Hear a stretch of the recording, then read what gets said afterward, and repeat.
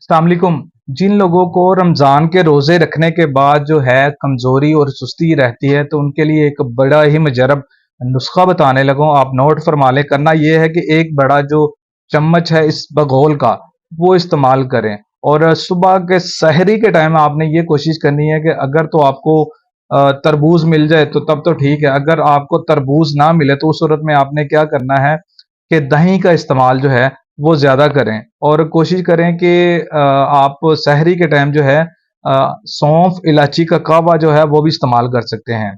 और साथ में आप जो है सलाद का इस्तेमाल कर सकते हैं। अफ्तारी में बिल्कुल इसी तरह ही आपने इस्तेमाल करना है, उसमें आप सैलेड का इस्तेमाल करें, साथ में जो है मशरूबात का इस्तेमाल करें। मशरूबात में आपने जो है लेमन पानी या शिकंजवी जो है उसका इस्तेमाल करें। और कोशिश करें कि आप जो है अफ्तारी के टाइम जो है मटन गोश्त और इसके अलावा जो पकोड़े हैं, समोसे, तली हुई चीज़ें, इनसे परहेज़ करें और बैंगन वगैरह से, ताकि जो आपको स्टमक का इश्यू है, तेज़ाबियत, गैस, उफार, ये जो चीज़ें हैं, ये सबको ठीक हो जाएँ। उम्मीद करता हूँ आपको मेरी ये वीडियो पसंद आई होगी। इसको लाइक और शेयर लाज़मी